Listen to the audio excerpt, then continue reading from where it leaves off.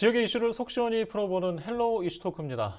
김포의 은효울 초등학교는 지난 2019년 개교한 학교입니다. 그런데 개교한 지 불과 1, 2년 만에 증축을 했고 이것도 모자라 현재 모듈러 교실을 지어 운영할 예정입니다. 이마저도 늦어져 애초 3월 운영이 미뤄지자 학부모들의 불만이 터져 나온 바 있는데요. 무리한 공사 일정에 집안 문제 등 안전성 논란과 학습 환경을 지적하고 있습니다. 당장 어느 학년이 모듈러 교실을 사용할 것이냐를 두고도 말이 많습니다. 자세한 내용을 이 자리에서 얘기해 보겠습니다. 오늘 함께할 두 분 소개합니다. 박우식 김포시 의원과 정진욱 뉴스원 기자 자리하셨습니다. 안녕하십니까? 네, 안녕하십니까? 네. 자, 지금 모듈러 교실 정말 좀 생소한 이름인데요. 제가 사진을 잠깐 봤거든요. 예, 그림도 낯섭니다. 네, 이게 걱정해야 될 일인지 다행인 건지 아직도 잘 모르겠어요. 일단 박 의원님, 참 이 상황이 이제 왜 벌어진 건지 좀 전반을 좀 알고 이야기를 시작해야 될 것 같아요. 네, 뭐 우리 이제 많이 알려졌지만 이제 신도시 같은 경우에 김포 한강 신도시 같은 경우에도 가밀 학급 이슈가 계속 이어져 왔었거든요. 네. 그 이제 대표적인 곳이 이 마산동에 위치한 은효울 초등학교고, 은효울 초등학교 지금 실제 상황을 보면 1, 2학년 같은 경우에는 13개 학급이 있습니다. 예. 13개 학급이 있고 3학년하고 5학년 같은 경우에는 학급당 인원이 30명이 넘습니다. 평균 학급당 인원이. 그만큼 이제 가밀이 심각하다는 얘기인 것이고, 그 가밀이 심각하다는 것은 결국은 학급 수를 늘려야 되는 부분들이 있는데, 지금 이제 뭐 학급 수를 늘리려고 하다 보니까 일반 교실이 부족한 상황에서 늘리려고 하다 보니까 특별 교실을 줄일 수밖에 없는 상황이 됐거든요. 근데 이제 학부모님들 입장에서는 이제 학생들의 학습권들이 이제 저하될 수 있기 때문에 특별시를 무조건 줄이는 부분들에 대해서 그다지 이제 호의적이지는 않습니다. 그래서 이제 학교 내에서도 여러 가지 논의 과정을 거쳐서 이런 이제 특별시를 줄이지 않는 범위 내에서 가밀을 해소할 수 있는 방안들을 고민하는 그런 과정 속에서 하나의 대안으로서 이 모듈러 교실에 대한 도입들이 이제 작년부터 검토가 돼 왔었던 것이고요. 그래서 이제 작년에 때마침 이제 교육부에서 가밀학급 해소와 관련된 사업들이 진행되면서 본격화된 것으로 이렇게 좀 알려지고 있습니다. 네. 예. 지금 일단 대략 왜 이렇게 생긴 건지는 좀 이해가 됐는데 지금 김포 외에도 이런 경우가 또 많은지 또 궁금하고요. 예. 지금 뭐 결정적으로 이 논의가 정리된 시점이 어느 정도인지도 좀 궁금하네요. 예, 뭐 사실 이제 이 모듈러 교실 도입과 관련해서는 작년 4월부터 학교 쪽에서는 이 내부적인 논의들이 있어 왔다고 이제 알려져 있고요. 방금 전에 제가 말씀드렸듯이 작년 10월 정도에 교육부에서 이 가밀학급 해소를 위한 사업들이 진행되면서 그때 이제 학교 쪽에서 이제 본격적으로 이 관련해서 이제 논의들이 진행되면서 네. 학교 운영위원회나 학부모회를 통해서 이 모듈러 교실 도입과 관련된 안건들이 상정되면서 본격적으로 이제 논의가 됐다고 이제 알려져 있고요. 이제 작년에 이제 학교 운영위원회 학부모회에서 심의가 이제 의결되면서 작년 10월 22일경에 네. 예산 확보가 최종 이제 확정이 돼가지고 이 사업이 본격적으로 이제 시작이 됐다, 이렇게 이제 알려져 있습니다. 이제 이 모듈러 교실 같은 경우에는 김포 같은 경우에는 은효울 초등학교가 사실 최초인데, 경기도 내에 주요 이제 신도시 개발이 많이 되고 있는 도시에서는 많이 지금 이제 검토되고 시행되고 있는 걸로 이제 알려져 있어요. 대표적인 것이 뭐 평택이라든가 네. 뭐 고양, 파주 이런 도시들은 이 모듈러 교실 도입 관련해서 이제 많이 검토되고 지금 실제로 시행되고 있다라고 이제 알려져 있고요. 저희 이제 김포 같은 경우에는 은효울 초등학교가 이제 최초로 이제 도입이 됐고 이제 공사는 다 마무리가 됐습니다. 근데 이제 다소 지연이 애초에 계획보다는 조금 지연이 돼서 지금 어쨌든 학생들이 이 모듈러 교실을 몇 학년이 이용할 것인지에 대해서는 아직 내부적인 설문조사나 이런 논의 과정에 있는 것으로 알려져 있습니다. 네. 네. 일단 생기기 전에 어떤 합의 과정이 좀 있었던 것 같고 일단 생겼습니다. 먼저 시행한 지역의 사례도 있고 네. 그렇지만 처음이라서 그럴까요? 일단 걱정과 문제 제기가 있죠? 일단은 이 모듈러 교실에 같은 경우는 경기도 지역에는 평택이나 용인, 파주, 고양 등이 지금 진행 중에 있고 거기도 똑같은 이 김포 비슷한 목소리가 나오고 있어요. 일단은 학부모들이 제일 걱정하는 건 안정성 문제인데, 이 부분이 일단은 그러니까 콘크리트 구조가 아니고 거의 철골조 건축 방식으로 지금 한마디로 모듈하우스처럼 밖에서 만들어서 공기가니까 공기 단축을 하기 위해서 조립하는 방식으로 하다 보니까 뭐 유리창도 붙이는 모습도 보일 것이고, 아마 학부모님들이 저 모습을 짓는 모습을 다 관찰하셨을 거예요. 그래서 네. 너무 빨리 짓는 거 아니야 이런 말씀도 하시고 계시고, 그러면서 또 우리 아이들이 혹시나 무너지기나 이런 큰 문제 사고가 발생하면 우리 아이들 건강, 그러니까 위험이 처할 수 있는 바로 직접적 위험 요소이기 때문에 이 부분에 상당히 걱정을 하는 건데, 근데 이 부분에 대해서는 교육청에서는 본인들도 이 사안에 대해서 그 심각성을 깨닫고 여론이 좋지 않은 걸 알기 때문에 이 부분이 조금 더 안전하게 될 수 있도록 안전검사를 했다고 얘기를 하고 있고, 그리고 화재나 이런 부분에서 취약한 거 아니냐, 일반 건축물이 아니기 때문에 아까 의원님께서 잠깐 여담을 나눴지만 스프링클러도 설치 안 된 거 아니냐 이렇게 했는데 이런 부분 다 해소가 된 것 같고요. 또 집안 문제 역시 이렇게 아무래도 철골조다 보니까 밑에 컨테이너 받치듯이 나무 대기를 받친다고 벽돌 같은 걸 받치는 그런 것들이 시민들이 봤기 때문에 이런 것들에서 문제 제기를 하는 거고, 또 하나는 이게 건축물이 아무래도 예산이 좀 늦게 집행하다 보니까 또 한 번에 많이 몰리다 보니까 이 공개가 좀 늘어났어요. 그렇게 하다 보니까 또 학부모들이 봤을 때는 이게 너무 빨리, 그러니까 너무 촉박하게 해서 이게 혹시나 그냥 문제 있는 걸 그냥 올린 거 아니냐 이런 의심도 갈 수 있거든요. 그래서 이런 부분들이 제가 취재를 했을 때 당시는 교육청에다 이런 것들이 좀 학부모들과 소통이 좀 더 잘 됐으면 이런 부분이 하나하나 잘 해결됐을 텐데 너무 또 계약 날짜가 너무 촉박하게 겹치다 보니까 이런 설명하는 날짜가 좀 부족했던 것 같습니다. 네. 일단 모듈러 교실을 사용한 사례가 이제 먼저 있잖아요. 네. 근데 우리가 지금 시작 전에 걱정하고 있는 부분들은 어느 정도 알겠어요.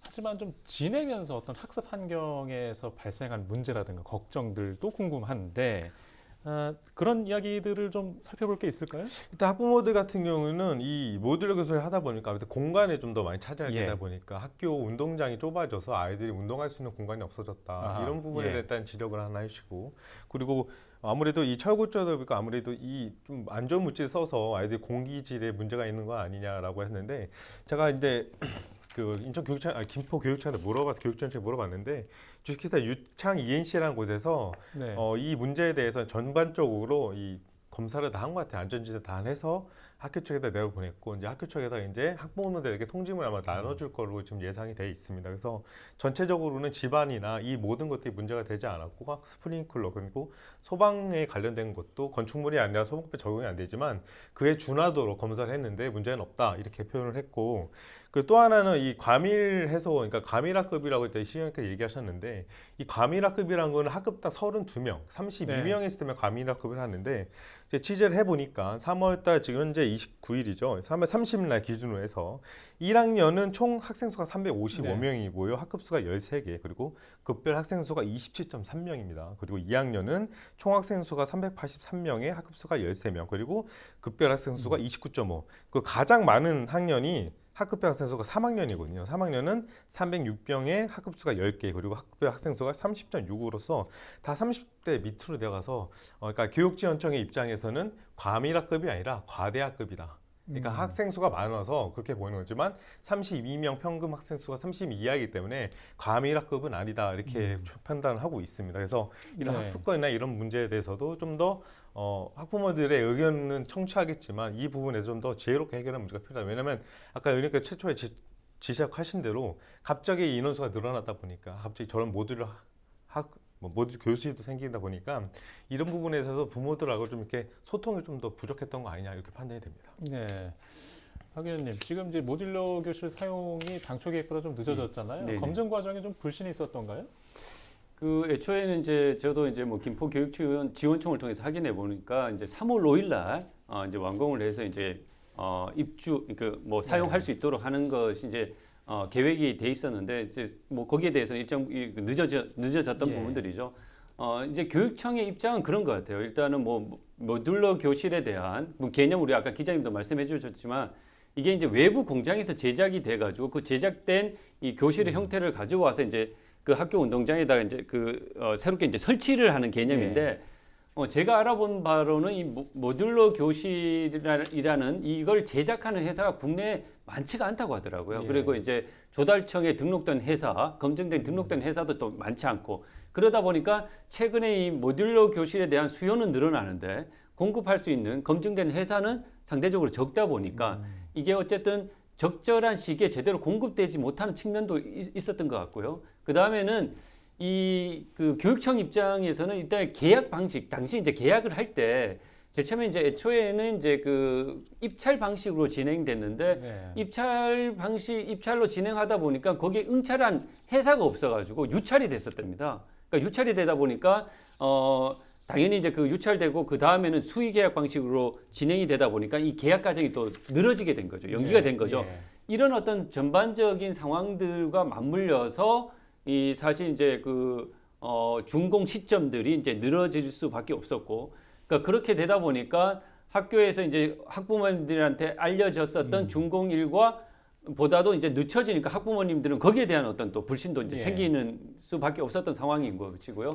이런 부분들에서 학교나 이제 교육청 쪽에서 적극적으로 이런 상황들에 대해서 설명하고 소통하는 이 노력들이 사실상 좀 부족하지 않았나 이런 좀 사실 그런 안타까운 그런 좀 마음도 좀 들긴 합니다. 예. 예.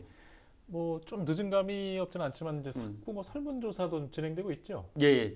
뭐 제가 알기로는 이제 29일부터 31일까지 예. 학부모님 이제 설문조사를 통해 가지고 예. 사실 모듈러 교실을 어떤 형태로 이용할 것인지에 대한 그런 이제 내부적 논의 과정들이 좀 진행되고 있는 것 같고요. 그래서 그 결과에 따라서 어떤 학년이 모듈러 교실을 사용할지에 대한 부분들을 이제 결정한다고 합니다. 그래서 예. 이제 그 이후에 아마 이제 이 모듈러 교실이 이제 본격적으로 활용되지 않을까 그렇게 좀 예측하고 있습니다. 예. 예, 알겠습니다.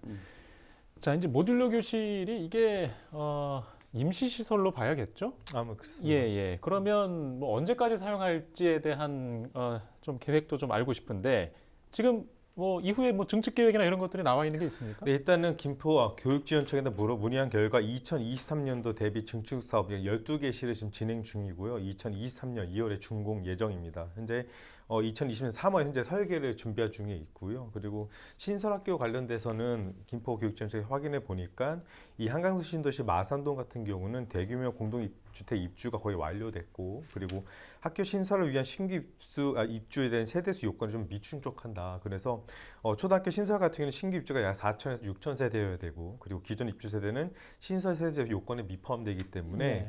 이 한강 신도시 같은 경우는 자녀 학교 용지도 현재 부족한 상태라서 현재는 신설 학교를 추가할 수는 없는 상태다, 이렇게 밝혔습니다. 네. 일단 지금 이제 상황을 지켜봐야겠고요. 지금 이제 학생들이 많이 늘어난 배경이 이제 직접적인 원인이라고 할 수 있는데 이제 수요 예측에 대한 이야기는 과거부터 좀 했고, 뭐 인구가 너무 빠른 시간 안에 급히 많이 늘어났기 때문에 이해는 충분히 갑니다만은 그래도 우리가 원인 분석을 안 할 수는 없지 않습니까?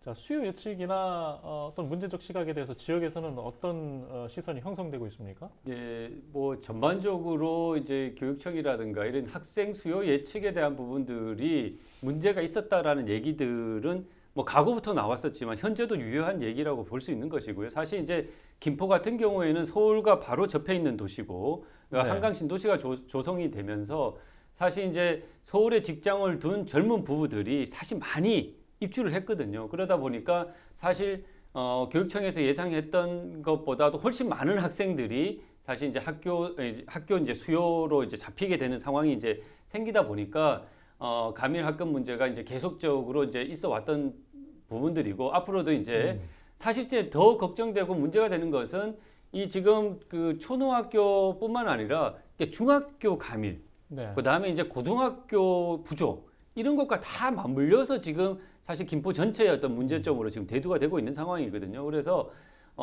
저는 그런 생각입니다. 지금 당장 이제 신도시에서도 이제 중학교 신설에 대한 이슈가 있고, 사실 고등학교 같은 경우에도 중학교가 김포 내에 중학교가 약 23개인데 고등학교 같은 경우는 14개밖에 이제 없단 말이에요. 예.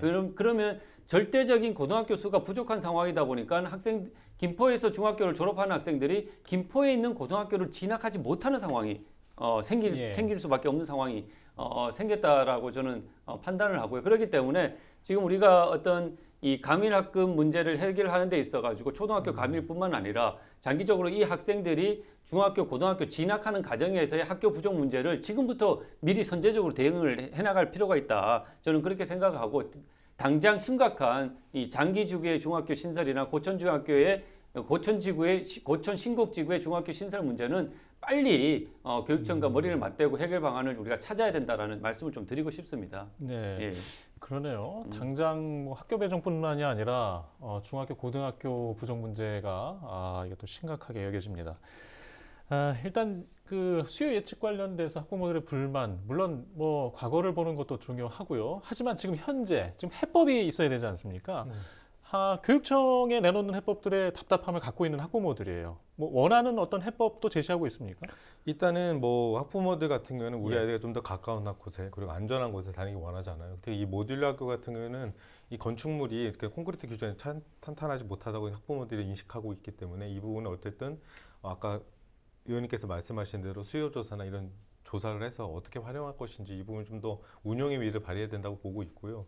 또 하나는 이 원천적으로 갔을 때 내 아이는 좀 더 안전한 곳에 그리고 좋은 곳에 교육하고 싶어하는 그 부모의 똑같은 마음입니다. 하지만 이런 것들이 좀 이 교육의 그러니까 교육을 받을 수 있는 그런 공정성에 대한 부분이 약간 좀 어긋나는 부분이 있다 보니까 학부모들이 이거에 대한 반감이 더 크신 부분인 것 같고 그리고 이 김포 같은 경우는 아까 의원님께서 말씀하신 대로 갑자기 인원수가 이렇게 늘어난 곳이기 때문에 지금 50만이 넘어서려고 하는 곳이기 때문에 이거에 대한 수요 예측이 좀 솔직히 말하면 실패해야 되는 곳이지 않습니까? 그래서 이것들을 좀 더 마련하기 위해서 모듈러 학습을 도입하고 초등학교, 중학교를 합치고 중고등학교 합치고 이런 부분이 나오지 않습니까?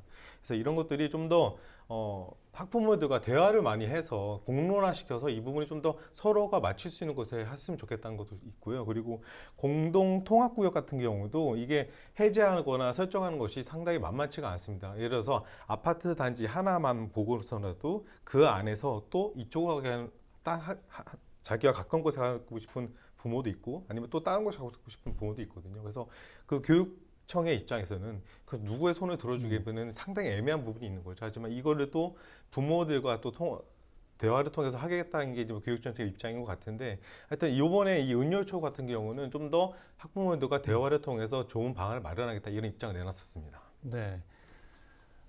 일단 뭐 복잡한 상황입니다만은 그래도 우리가 집중하고 해안을 찾아야 될 것 같습니다. 자, 박 의원님, 지금 원론적으로 우리가 좀 돌아가 보면 새로운 학교가 필요한 거 아니겠습니까? 네, 물론 뭐 기재부나 교육부 과정이 쉽진 않습니다만은 그래도 계획이나 가능성들을 좀 내다보고 있죠? 예.